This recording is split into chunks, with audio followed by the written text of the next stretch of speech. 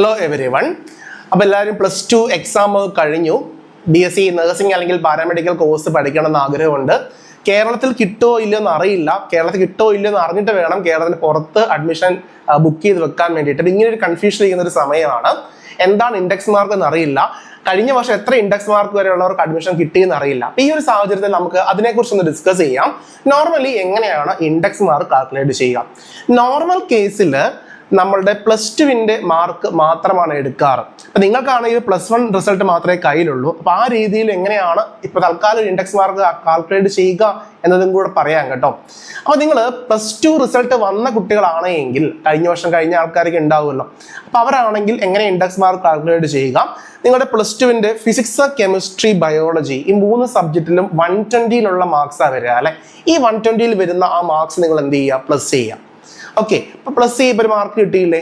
ഫിസിക്സിന്റെ mark +2 മാത്രം 120 മാർക്കാണ് plus ചെയ്യുക. 120 ഓക്കെ, +120 ഓക്കെ. അപ്പൊ അത് മാക്സിമം എത്രയാണ്? 360 ആണ് അല്ലെ. അപ്പൊ നിങ്ങൾക്ക് 360 എത്ര മാർക്ക് കിട്ടിയെന്ന് നിങ്ങളുടെ കയ്യിലുണ്ടല്ലോ. ആ മാർക്കിനെ നിങ്ങൾ 360 കൊണ്ട് ഡിവൈഡ് ചെയ്യുക, 360 കൊണ്ട് ഡിവൈഡ് ചെയ്യുക. ഓക്കെ, ദെൻ ആ കിട്ടിയ ആൻസറിനെ 100 കൊണ്ട് മൾട്ടിപ്ലൈ ചെയ്യാം. അത് 2 പോയിന്റ് അപ്പുറത്തെ കിട്ടാൻ മതി. ഓക്കെ, 100 കൊണ്ട് മൾട്ടിപ്ലൈ ചെയ്യുക. അപ്പൊ നമുക്ക് എന്ത് കിട്ടും? അത് എത്ര പെർസെൻറ്റേജ് ആണെന്ന് കിട്ടും. 360 നിങ്ങൾക്ക് എത്ര മാർക്ക് കിട്ടി, അത് എത്ര പെർസെൻറ്റേജ് ആണെന്ന് കിട്ടും. പെർസെൻറ്റേജ് അല്ല ഇൻഡെക്സ് മാർക്ക് എന്ന് പറയുന്നത്. അതുകൊണ്ട് തന്നെ ആ പെർസെൻറ്റേജ് കിട്ടിയ മാർക്കിനെ നമ്മൾ 3 കൊണ്ട് മൾട്ടിപ്ലൈ ചെയ്യുക.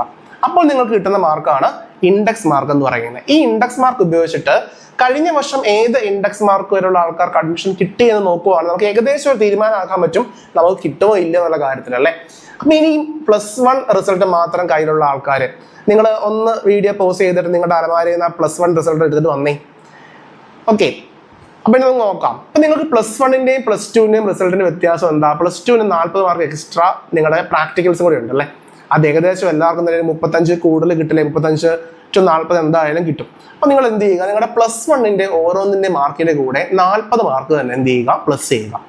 എല്ലാവരും ചെയ്തേ. +1 ഓരോന്നിന്റെയും മാർക്കിന്റെ കൂടെ +1 നിങ്ങൾക്ക് 80 ഒരു മാർക്കായിരിക്കും ഉണ്ടാവുക. മാക്സിമം മാർക്ക് 80 മാർക്കാണ് ഉണ്ടാവുക. ആ മാർക്കിന്റെ കൂടെ നിങ്ങൾ എന്ത് ചെയ്യുക? 40 മാർക്ക് കൂടെ എന്ത് ചെയ്യുക? പ്ലസ് ചെയ്യുക. അത് 40 തന്നെ പ്ലസ് ചെയ്തോ, കാരണം പ്രാക്ടിക്കൽ നമുക്ക് ഏകദേശം ഫുള്ള് തന്നെ കിട്ടും. ഇനി ചെറിയൊരു ഡിഫറൻസ് ഉള്ള ആൾക്കാർക്ക് 38 38 37 ഒക്കെ ആയിട്ട് എന്ത് ചെയ്യുക? പ്ലസ് ചെയ്യുക. മാക്സിമം 40 തന്നെ നിങ്ങൾ എന്ത് ചെയ്യുക? പ്ലസ് ചെയ്തോളാം. ഓക്കെ, അപ്പം നിങ്ങൾക്ക് ഓരോ സബ്ജക്റ്റിന്റെയും 120 മാർക്കായല്ലോ. ഫിസിക്സിന്റെയും കെമിസ്ട്രിക്കും ബയോളജിക്കും 120 മാർക്കായില്ലേ. ഈ മാർക്ക് നമ്മൾ എന്ത് ചെയ്യുക? പ്ലസ് ചെയ്ത് കിട്ടിയ ആൻസർ, പ്ലസ് ചെയ്ത് കിട്ടിയത് നമ്മൾ 360 ഒരു മാർക്കാണല്ലോ കിട്ടിയത്. ആ മാർക്കിനെ നമ്മൾ 360 കൊണ്ട് ഡിവൈഡ് ചെയ്യുക. ആ കിട്ടിയ ആൻസറിനെ 100 കൊണ്ട് മൾട്ടിപ്ലൈ ചെയ്യുക. അതിനെ നമ്മൾ എന്ത് ചെയ്യുക? അഗെയിൻ 3 കൊണ്ട് മൾട്ടിപ്ലൈ ചെയ്യുക. ഇപ്പൊ നിങ്ങളുടെ ഇൻഡെക്സ് മാർക്കായി. അപ്പൊ എല്ലാവരുടെയും കയ്യിൽ ഇപ്പൊ ഇൻഡെക്സ് മാർക്ക് ഉണ്ടല്ലോ. ഇനി നമുക്ക് നോക്കാം, BSc നഴ്സിംഗിന് കഴിഞ്ഞ വർഷം എത്ര ഇൻഡെക്സ് മാർക്ക് വരെയുള്ള കുട്ടികൾക്ക് LBS വഴി അഡ്മിഷൻ കിട്ടിയിട്ടുണ്ട്. ഓക്കെ, കഴിഞ്ഞ വർഷം ഏകദേശം 268.34 ഇത്രയും ഇൻഡെക്സ് മാർക്ക്, 268.34 ഇൻഡെക്സ് മാർക്ക് കിട്ടിയ കുട്ടിക്കാണ് ഏറ്റവും അവസാനം അഡ്മിഷൻ കിട്ടിയത്. നമ്മുടെ മുരിക്കാശ്ശേരി, ഇടുക്കി ജില്ലയിലെ മുരിക്കാശ്ശേരി സെന്റ് അൽഫോൺസ കോളേജിലാണ് അഡ്മിഷൻ കിട്ടിയത്. അപ്പൊ 268.34 എന്ന് പറയുന്നത് ഏകദേശം 89% കഴിഞ്ഞ വർഷം ലാസ്റ്റ് അഡ്മിഷൻ കിട്ടിയത്. പുതുതായിട്ട് തുടങ്ങിയൊരു കോളേജാണ്. അതുകൊണ്ടാണ് നമുക്ക് കുറച്ച് മാർക്ക് കുറഞ്ഞവർക്കും അഡ്മിഷൻ കിട്ടുന്നത്. ഇപ്പൊ ഈ വർഷം ആണെങ്കിലും എൻ്റെ അഭിപ്രായത്തിൽ ഒരു 89% ഒക്കെ വരെയും ജനറൽ കാറ്റഗറിയിൽ അഡ്മിഷൻ കിട്ടാനുള്ള പോസിബിലിറ്റി ഉണ്ട്. കഴിഞ്ഞ വർഷമാണെങ്കിൽ ഈഴവ കാറ്റഗറി ആണെങ്കിൽ 266 വരെയൊക്കെ, 88 ആ റേഞ്ച് പറയാൻ വേണ്ടി പറ്റും. മുസ്ലിം കാറ്റഗറി കുറച്ചും കൂടെ കുറവ്, 263 ആ റേഞ്ച് വരെയൊക്കെയും കഴിഞ്ഞ വർഷം അഡ്മിഷൻ കിട്ടിയിട്ടുണ്ട്. കഴിഞ്ഞ വർഷം ലാസ്റ്റ് വന്ന കോളേജുകളാണ് നമ്മൾ ഈ Ayyappa college, Murickassery saint Alphonsa college പോലെയുള്ള കോളേജുകൾ. അപ്പോൾ ആ കോളേജുകളിലാണ് കമ്പാരിറ്റീവ്ലി കുറഞ്ഞ മാർക്കുള്ളവർക്കും അഡ്മിഷൻ കിട്ടിയത്. അപ്പോൾ പല കുട്ടികളുടെയും ഒരു ഡൗട്ടാണ്, LBS വഴി മാത്രമല്ലല്ലോ, നമ്മൾ AMCS FNCK വഴിയും PNC MAC വഴിയും CPAS വഴിയും അഡ്മിഷൻ ഉണ്ടല്ലോ. അപ്പോൾ ഇതിൽ കുറച്ചും കൂടെ മാർക്സ് കുറഞ്ഞ ആൾക്കാർക്കും ആ ഒരു അലോട്ട്മെന്റ് വഴി അഡ്മിഷൻ കിട്ടാനുള്ള പോസിബിലിറ്റി ഉണ്ടോ എന്നുള്ളതാണ്. അപ്പോൾ അതാണ് നമ്മൾ ഇനി ഡിസ്കസ് ചെയ്യുന്നത്. ഓഫ് കോഴ്സ് നമുക്ക് AMCS FNCK വഴി ചാൻസ് കുറവാണ്. കാരണം LBSലെ ഏറ്റവും ലോ ലെവലുള്ള കോളേജുകളെക്കാട്ടിലും ഭയങ്കര ടോപ്പ് ലെവലിൽ വരുന്ന കോളേജുകളാണ് നമ്മൾ AMCS FNCK വരുന്നത്. 1-2 എക്സെപ്ഷനൊക്കെ ഉണ്ട്.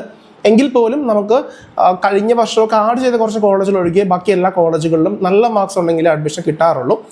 എന്നാൽ PNC MACലും CPASലും ഒരു കുറച്ചും കൂടെ മാർക്സ് കുറഞ്ഞാൽ അഡ്മിഷൻ കിട്ടാനുള്ള പോസിബിലിറ്റി ഉണ്ട്. ഒരു 89 എന്ന് ഞാൻ മറ്റേത് പറഞ്ഞത്, ഒരു 88 ഒക്കെ വരാം, അതിലും താഴെ ഒന്നും പോവില്ല.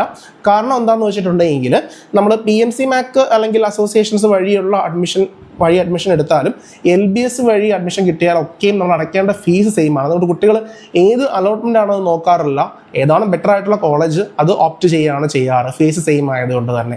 ഓക്കെ, അപ്പോൾ നമ്മൾ പലപ്പോഴും ഒരു കൺഫ്യൂഷൻ ഉണ്ടായിരുന്നു, നിങ്ങൾക്ക് കേരളത്തിന് പുറത്തോട്ട് നോക്കണോ അല്ലെങ്കിൽ കേരളത്തിൽ തന്നെ വെയിറ്റ് ചെയ്യണോ എന്നുള്ളത്. ഏകദേശം നിങ്ങളൊരു 88% ഒക്കെ ആണെങ്കിൽ, OBC കാറ്റഗറി ഒക്കെ ആണെങ്കിൽ, നമ്മുടെ ഈ പറയുന്ന PMC MAC അല്ലെങ്കിൽ AMS SFNCK പോലെയുള്ള അലോട്ട്മെൻറ്റിലൊന്നും OBC അങ്ങനെ ഡിഫറൻസോ കാര്യങ്ങളോ ഒന്നും ഇല്ല. അപ്പോൾ ഒരു 88 ഒക്കെ ജനറൽ ആയിട്ട് തന്നെ പറയാൻ വേണ്ടി പറ്റും. ഇത്രയുമൊക്കെ മാർക്സുള്ള കുട്ടികളാണെങ്കിൽ നിങ്ങൾക്ക് കേരളത്തിൽ വെയിറ്റ് ചെയ്യാം.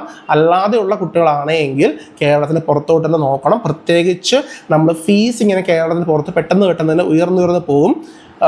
പ്രത്യേകിച്ച് നോക്കുകയാണെങ്കിൽ കേരളത്തിന് പുറത്ത് ഒരു കോളേജിൽ ടോട്ടൽ പാക്കേജ് ഇനീഷ്യലി ഒരു 8.5 lakhs ഒക്കെ ഉള്ളൂ എങ്കിൽ അവസാനം വരുമ്പോഴത്തേക്കും അത് ചിലപ്പം 12 lakhs 30 lakhs ഒക്കെ ആവാനുള്ള പോസിബിലിറ്റി ഉണ്ട്. പല കോളേജുകളിലും കഴിഞ്ഞ വർഷമൊക്കെ ഒരു 70-60% മാർക്കുള്ള കുട്ടികളൊക്കെ ആണെങ്കിൽ അവർ 8.5 ടോട്ടൽ പാക്കേജിനാണ് പഠിക്കുന്നത്. എന്നാൽ മാർക്സ് ഒരുപാട് കൂടിയ കുട്ടികൾ, അതായത് ബോർഡർ ലെവലിലെ മാർക്കുള്ള കുട്ടികളുണ്ടല്ലോ, അവർ ഭയങ്കര ഫീസ് കൂട്ടിയുമാണ് പഠിക്കുന്നത്. കാരണം ഈ ഒരു പ്രശ്നം കാരണമാണ്.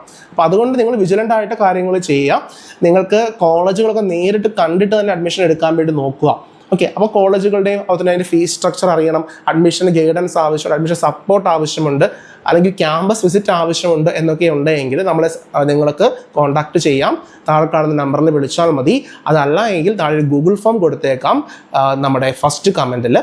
അതിൽ നിങ്ങൾ ഫില്ല് ചെയ്യുക. അപ്പോൾ അതനുസരിച്ച് നിങ്ങളെ കോൺടാക്ട് ചെയ്ത് വേണ്ട ഇൻസ്ട്രക്ഷൻസ് തരുന്നതായിരിക്കും കേട്ടോ. അപ്പോൾ എല്ലാവർക്കും അടുത്തൊരു വീഡിയോയിൽ കാണാം. Good bye.